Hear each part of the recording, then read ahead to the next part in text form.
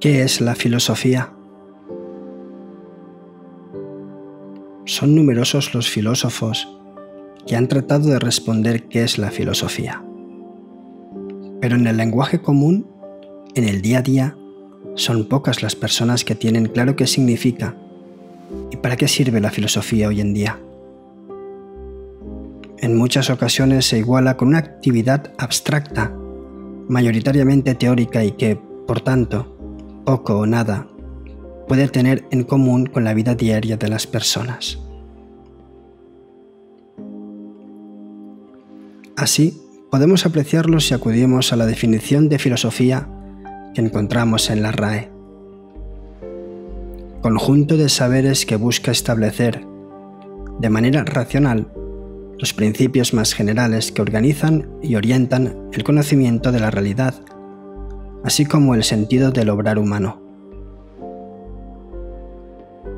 El hecho de que el sentido del obrar humano se encuentra al final de la definición ya nos indica que, de alguna manera, primero tenemos una teoría y solo después, y como un añadido opcional, viene la parte práctica, aquello que debería afectar a la vida de las personas, al sentido del obrar humano.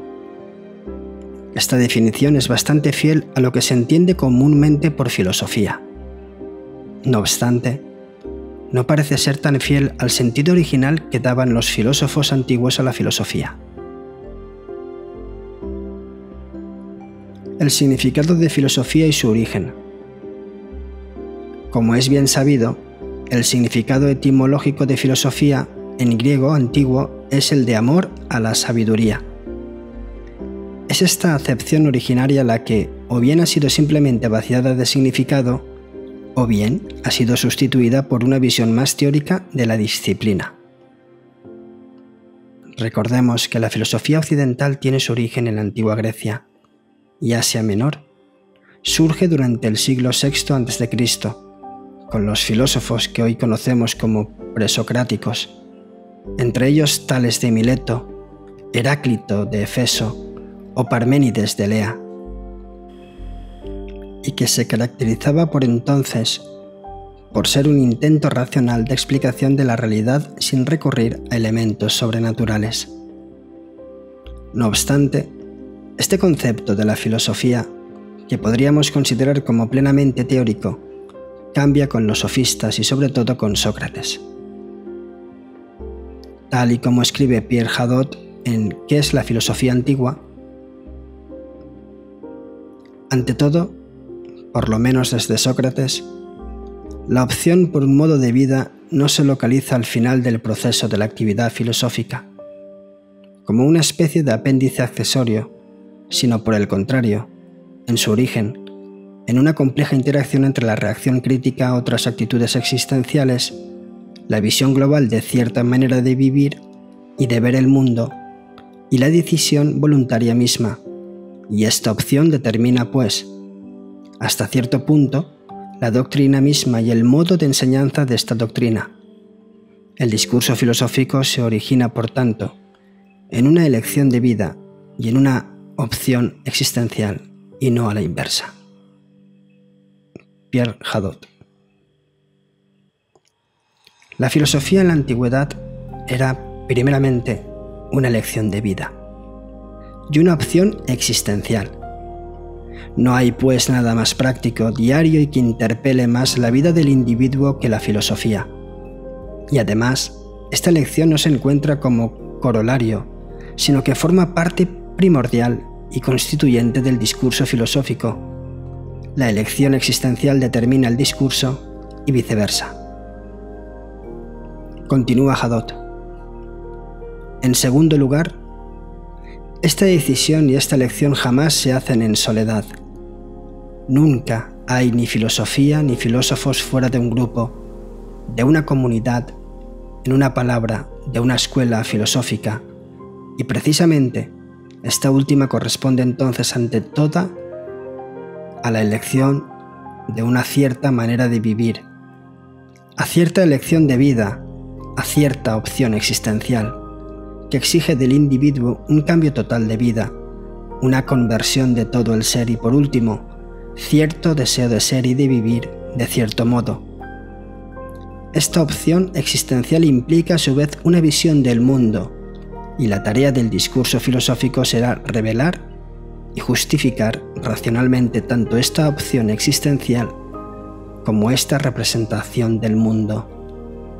El discurso filosófico teórico nace, pues, de esta inicial opción existencial y conduce de nuevo a ella en la medida en que, por su fuerza lógica y persuasiva, por la acción que pretende ejercer sobre el interlocutor, incita a maestros y discípulos a vivir realmente de conformidad con su elección inicial, o bien es de alguna manera la aplicación de un cierto ideal de vida. Esta idea de filosofía como actividad que siempre se lleva a cabo dentro de una comunidad, de una escuela, me recuerda al concepto de comunidad moral, extraído de El miedo a la libertad de Erich Fromm, y que constituye uno de los pilares del sentido y la escritura de este blog.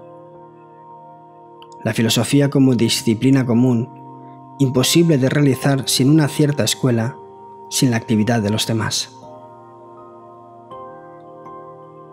Continúa Hadot. Quiero decir, pues, que el discurso filosófico debe ser comprendido en la perspectiva del modo de vida del que es al mismo tiempo medio y expresión, y en consecuencia, que la filosofía es en efecto, ante todo, una manera de vivir, pero que se vincula estrechamente con el discurso filosófico. Uno de los temas fundamentales de este libro será la distancia que separa la filosofía de la sabiduría. La primera no es más que un ejercicio preparatorio de la sabiduría. La filosofía, entonces, según este último fragmento de ¿Qué es la filosofía antigua?, de Hadot, sería una aspiración a la sabiduría. La palabra sabiduría es otro término filosófico que seguramente ha perdido significado a lo largo del tiempo y que en muchas ocasiones es malentendido. Acudamos en este caso a la Wikipedia, que nos dice que sabiduría es: la sabiduría es un carácter que se desarrolla con la aplicación de la inteligencia en la experiencia propia, obteniendo conclusiones que nos dan un mayor entendimiento, que a su vez nos capacitan para reflexionar, sacando conclusiones que nos dan discernimiento de la verdad, lo bueno y lo malo. La sabiduría y la moral se interrelacionan dando como resultado un individuo que actúa con buen juicio. Algunas veces se toma sabiduría como una forma especialmente bien desarrollada de sentido común. Y si es que nos fuera necesaria una mayor precisión, recurramos de nuevo a Hadot. Para definir Sofía, los intérpretes modernos dudan siempre entre la noción de saber y la de sabiduría. El que es sofos es el que sabe muchas cosas, que vio muchas cosas, que viajó mucho, que tiene una cultura enciclopédica, o es aquel que sabe conducirse bien en la vida y que está en la felicidad. Habremos de repetir a menudo a lo largo de esta obra. Las dos nociones distan de excluirse. El verdadero saber es finalmente un saber hacer, y el verdadero saber hacer es un saber hacer el bien. Como podemos ver, la sabiduría es plenamente práctica. Filosofía de vida, búsqueda de la sabiduría. Tal vez estemos ahora preparados para proponer una definición alternativa de filosofía, más fiel a ese sentido originario que hemos descrito.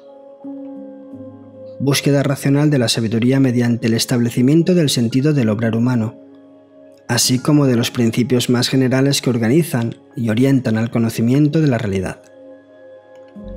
Esta búsqueda implica una decisión existencial por un determinado modo de vida y el esfuerzo consciente y mantenido por vivir conforme a esa decisión inicial. Sin este esfuerzo por vivir en conformidad con lo que se piensa, no existe filosofía. Sin práctica no hay sabiduría. En esencia, una búsqueda es una tendencia hacia algo, un movimiento. Sin la puesta en práctica de nuestra decisión existencial no hay amor a la sabiduría. En esta visión concreta de la filosofía se sitúan la mayor de textos de este blog. Una búsqueda individual, pero común, de un poco más de sentido. Encontramos en los estoicos y los epicúreos una gran inspiración. De este modo creo que se entiende mucho mejor por qué la filosofía es importante cuando los principios más generales que organizan y orientan el conocimiento de la realidad han sido brillantemente esclarecidos por la ciencia, pero parece que seguimos tan perdidos como siempre en nuestra búsqueda del sentido del obrar humano. Y encontramos una buena expresión de esta manera cotidiana de hacer filosofía. En sí, la política es asunto de los ancianos, de Plutarco, escrito en el siglo II después de Cristo, y que cita Pierre Hadot. La mayoría imagina que la filosofía consiste en discutir desde lo alto de una cátedra y profesar cursos sobre textos. Pero lo que no llega a comprender esa gente es la filosofía ininterrumpida que vemos ejercer cada día de manera perfectamente igual a sí mismo. Sócrates no hacía disponer gradas para los auditores, no se sentaba en una cátedra profesoral, no tenía horario fijo para discutir o pasearse con sus discípulos, pero a veces, bromeando con ellos o bebiendo o yendo a la guerra o al ágora con ellos, y por último yendo a la prisión y bebiendo el veneno, filósofo. Fue el primero en mostrar que en todo tiempo y en todo lugar, en todo lo que nos sucede y en todo lo que hacemos, la vida cotidiana da la posibilidad de filosofar.